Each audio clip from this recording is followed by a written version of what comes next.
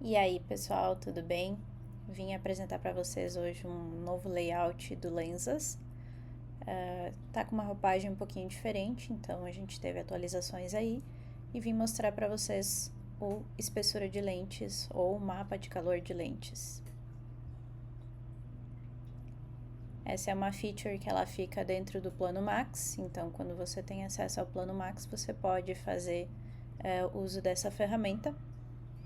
Aqui numa primeira overview aqui da primeira página, né, a gente tem algumas coisas que a gente pode escolher, né, com questão a configuração da armação, né, largura do aro, altura do aro, curva base, índice de refração, diâmetro do bloco, a largura da ponte, e ele vem aqui com um formato, digamos, mais padrãozinho.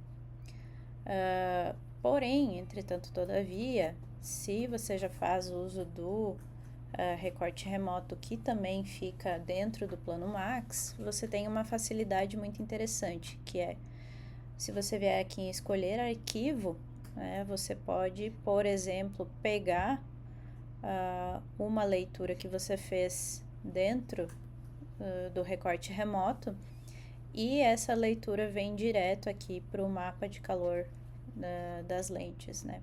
Então essa aqui é uma leitura que a gente fez faz pouquinho tempo e ela vem aqui o formato bem certinho, bem direitinho para a gente poder ajustar.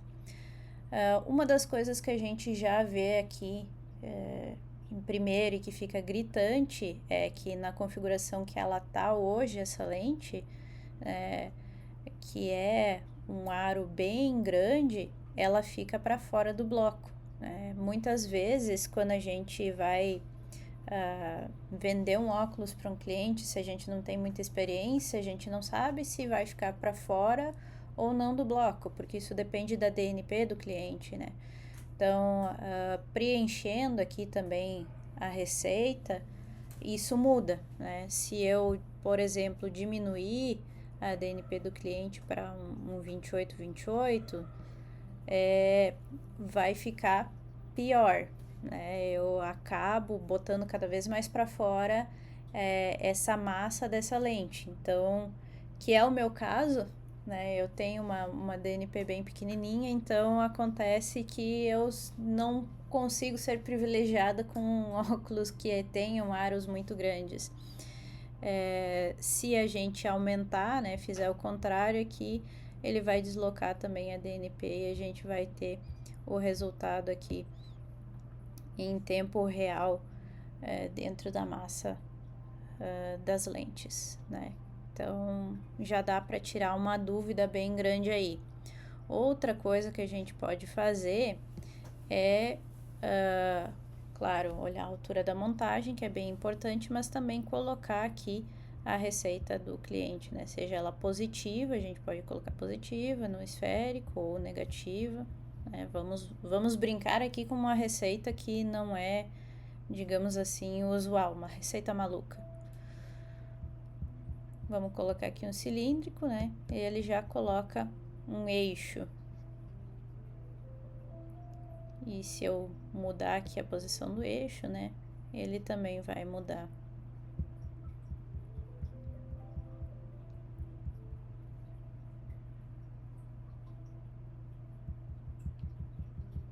E claro, aqui eu coloquei um grau, né? Um esférico positivo aqui com um cilindro negativo. Ele não gera uma soma de grau. Então, nesse olho aqui eu não tenho uma soma de grau e ele tá me acusando isso, né? Então, eu tenho aqui as espessuras em cada ponto, né? Em milímetros, aqui em toda a circunferência. E nesse aqui, como eu acabei colocando um esférico negativo, um cilíndrico negativo, eu tenho a soma do grau, né? Isso aqui estou apenas colocando um grau aqui maluco para ilustrar. Porém, a gente tem ilustrado aqui exatamente ponto a ponto que está uma espessura bem alta e ele deixa até um alerta aqui de espessura alta e grande variação de espessura, né? Eu tenho aqui também relatado, né, cada uma das espessuras que influenciam aqui e o peso estimado de cada uma das lentes, né?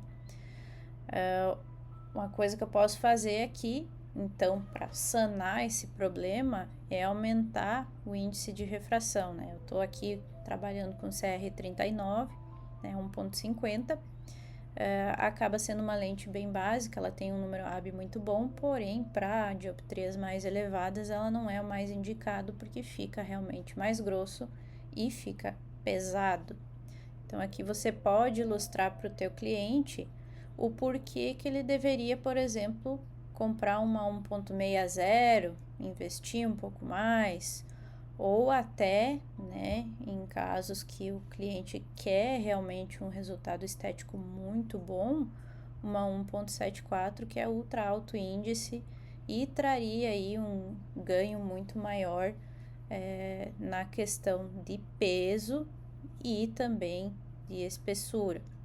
Porém, né, existe também a questão do o cliente quer muito uma armação com aro grande, o cliente quer muito que seja um formato específico, porém, não tem como fazer milagre. Às vezes você tem que mostrar para o teu cliente, com esse tipo de armação não dá para ter um resultado perfeito, né? Vocês veem aqui que no olho aqui esquerdo, né?